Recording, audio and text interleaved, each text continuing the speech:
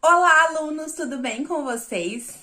Essa semana nós falaremos sobre um assunto que normalmente vocês gostam bastante, tem bastante dúvida, que é sobre reprodução. Então, primeiro, o que é reprodução? Somente nós reproduzimos todos os seres vivos? Quem se reproduz e por quê? Existe apenas uma maneira de se reproduzir? Então, a reprodução ela é uma característica importante de todos os seres vivos. Então, dos seres mais simples, como uma bactéria, aos mais complexos, por exemplo, nós, todos se reproduzem. E por que é muito importante reproduzir? É porque é por meio gerando esses descendentes que a espécie vai se perpetuar e não vai haver extinção. Então, por exemplo, se os bichos, se os seres humanos não tivessem filhos, não se reproduzissem, depois de um tempo todo mundo ia morrer e ia acabar a espécie, Então, por isso que a reprodução, ela é muito importante. Alguns seres vivos fazem uma reprodução chamada reprodução assexuada.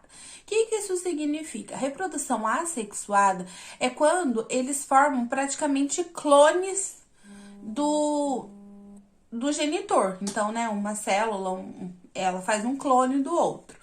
Existem alguns tipos, por exemplo, brotamento, fragmentação. E qual que é a vantagem da reprodução assexuada? É a rapidez com que aquela espécie consegue se reproduzir. E qual que é a desvantagem?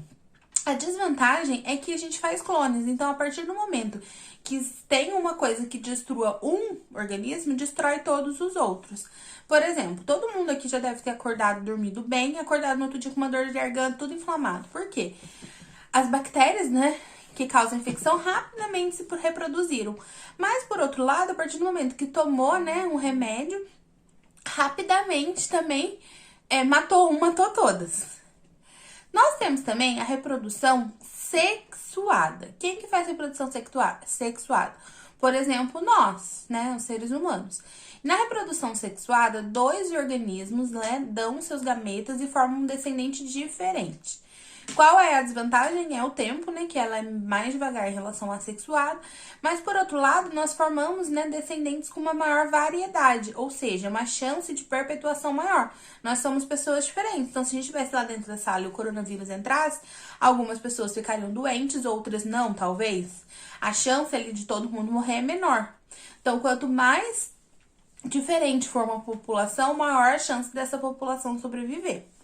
Sexualidade e reprodução é a mesma coisa? Não. Então, os seres, os animais irracionais, de uma forma geral, eles, reproduzem para ter descendentes férteis, descendentes. Já os seres humanos, o sexo, ele é muito mais do que uma questão de se reproduzir. Ele envolve o afeto, as emoções, Então, sexualidade é aquilo que tem a ver com o comportamento humano, enquanto a reprodução tem a ver com essa capacidade de gerar descendentes férteis. Então, o nosso corpo, os corpos de homens e mulheres são praticamente iguais. O que diferencia é o sistema de genitor. Então, de homens e mulheres, meninos e meninas são diferentes. Nós, seres humanos, nós temos essa divisão, Alguns bichos, por exemplo, não vão ter essa divisão ou então vão ter os dois corpos, os dois sexos no mesmo corpo. Nós não. Então, vou começar a falar sobre o sistema genital masculino. Então, quando a gente pensa em sistema genital masculino, qual é o primeiro órgão que vem na cabeça? O pênis, O pênis, ele não possui ossos e a função dele é levar os espermatozoides, que são os gametas, que vão gerar, esse descendente, para dentro do corpo da mulher, E aí, aqui a gente foge também de uma questão, a gente tá falando de uma questão biológica, não de sexo comportamental. E aí, ele serve, então, basicamente para isso. Para isso, ele precisa estar ereto. Então, para ele ficar ereto, que é ficar duro, ele precisa se encher de sangue. Então, quando o menino, por algum motivo, se excitou, teve algum interesse, o sangue, o pênis se enche de sangue e fica duro, porque o corpo entende, que vai acontecer uma relação sexual.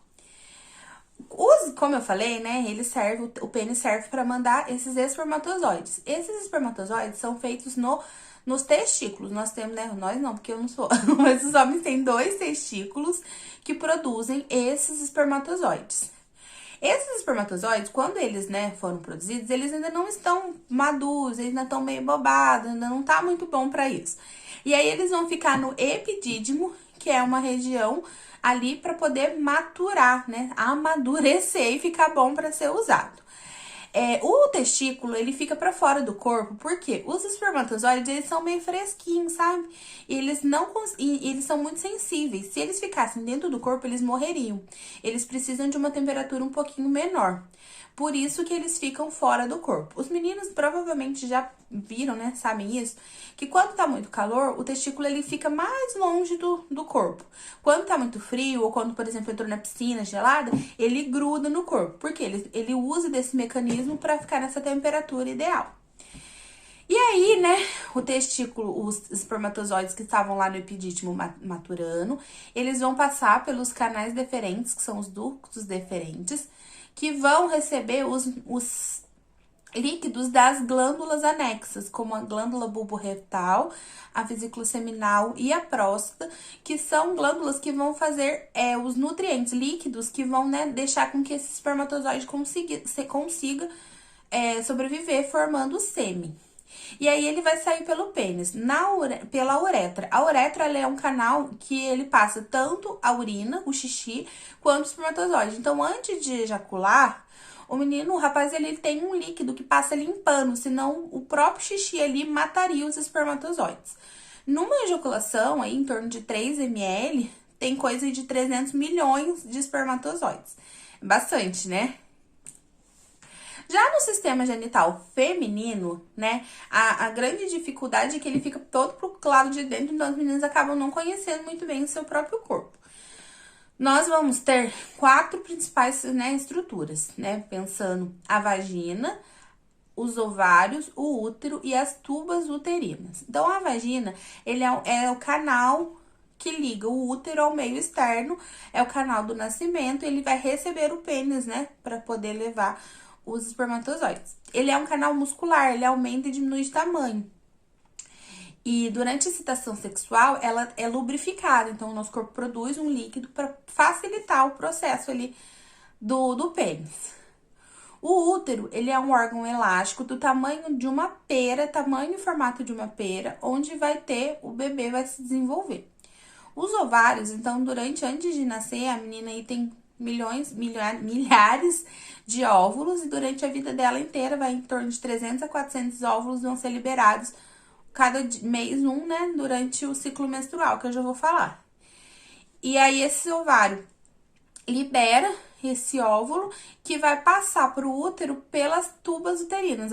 As tubas uterinas captam esse óvulo, elas têm uns pelinhos que ajudam no processo ali para poder movimentar até chegar no útero. A fecundação, que é quando o espermatozoide, né, encontra o óvulo e gera uma nova vida, provavelmente acontece nas tubas uterinas, tá bom? E aí, quando ele chega no útero, ele se implementa.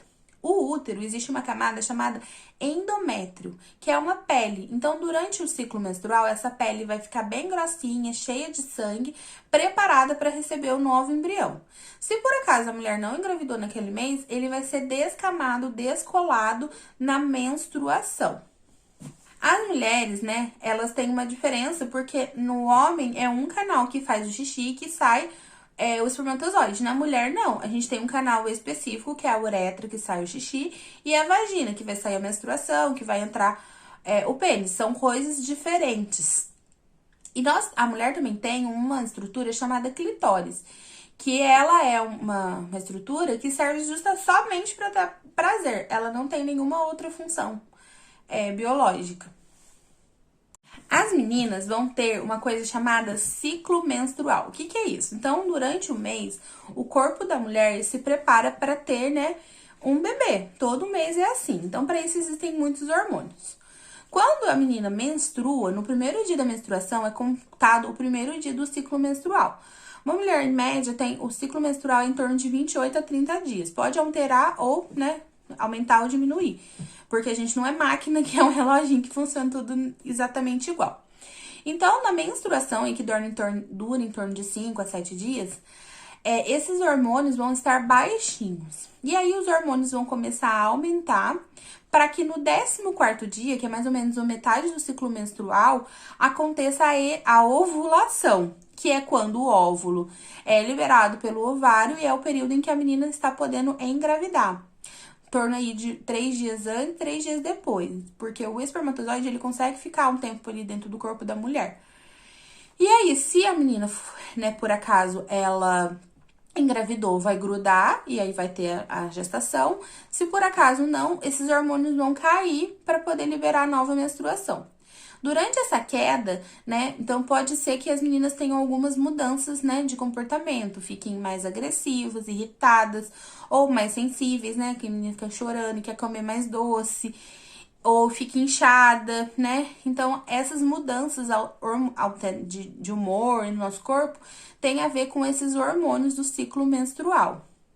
E, como eu falei, não somos relógios. Então, principalmente na idade de vocês de adolescente, pode ter muita mudança. Então, pode ser que um mês seu ciclo seja muito grande, no outro mês seja pequeno. Pode ser que você menstrue 2 vezes no mês ou não menstrue. Por quê? Durante, né, nesse início de vida, os hormônios ainda estão meio desregulados. Então, é normal esse ciclo irregular. Então, a fecundação é quando acontece essa união, né, que eu acabei de falar, do espermatozoide com o óvulo, que vai se grudar ali no útero. Esse processo que ele gruda no útero chama nidação. Demora em torno de 3 dias entre a fecundação e a nidação. Durante uma gestação é em torno de 40 semanas, um pouco mais ou um pouco menos. E aí o neném vai se desenvolvendo, vai formar o âmnio, que é uma bolsa de líquido onde o neném fica dentro, a placenta, que é onde vai fazer a comunicação de todos os nutrientes da mãe para o filho, e ele vai estar ligado pelo cordão umbilical, que no nascimento corta esse cordão umbilical. Durante o parto, o útero vai expulsar o bebê, então existe o parto natural, que é o vaginal. Ele vai fazer contrações para expulsar o bebê e a vagina ela vai se dilatar, pelo menos para que passe o neném, em torno aí de uns 10 dedos para que o neném passe. Em alguns casos, né, quando esse parto natural pode colocar a mãe em risco ou o filho em risco, acontece a cesariana, que é uma cirurgia para remoção desses bebês. Antigamente, né, 20 anos atrás, era muito comum, as mulheres, né, o que mais queriam era fazer cesariana, só que cesariana é uma cirurgia que tem riscos e tudo mais.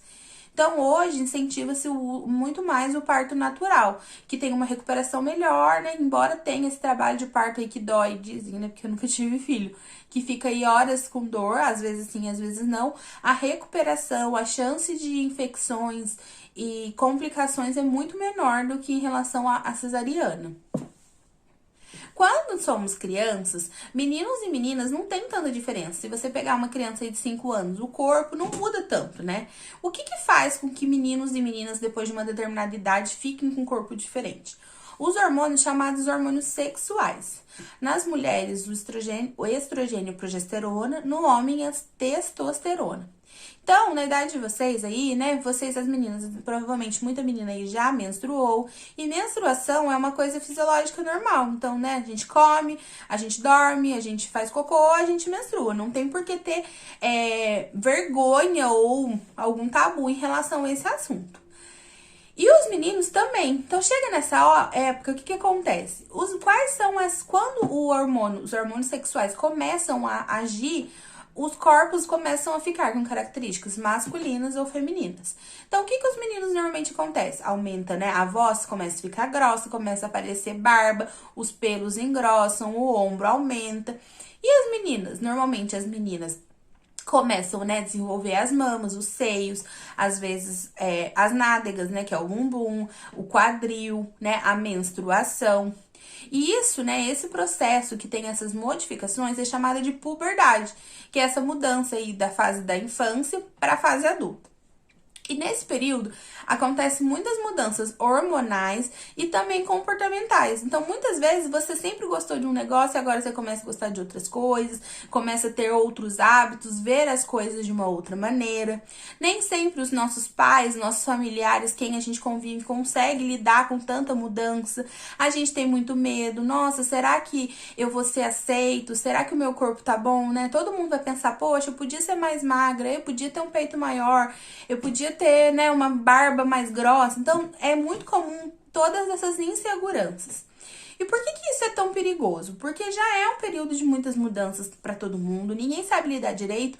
E hoje, né, a mídia, ela cria uma imagem de que não existe, de que os meninos têm que ser viris, ou seja, eles têm que ser másculos, têm que ser tudo isso, e que as meninas têm que ter um corpo escultural. E aí cria-se um padrão que não existe, né? Então hoje, por exemplo, aqui eu tô gravando esse vídeo, eu tô com um ring light, eu tô com uma luz aqui na minha cara que tá melhorando, né? Tô com maquiagem. Será que se eu tirar tudo isso, eu vou ser essa pessoa aí que vocês estão vendo no vídeo? Então, quando vocês veem aquelas blogueiras no Instagram, ou aquele jogador de futebol, ou sei lá, quem vocês têm como um ídolo aí de uma pessoa bonita, de uma pessoa bem-sucedida, será que ele é realmente assim no nosso dia a dia? E aí, durante a adolescência, com tudo mudando, a gente acaba tendo muita insegurança em relação a nós mesmos, que não deveria ter, né? Então, se você tá com dificuldades, tá com algum medo, tá com medo de ser aceita, será que fulano vai gostar de mim do meu jeito, né? Converse com a sua família, converse com seus amigos, para você ver que você não está sozinho nessa. Qualquer dúvida ou dificuldade, só me mandar mensagem no Google Sala de Aula. Beijo!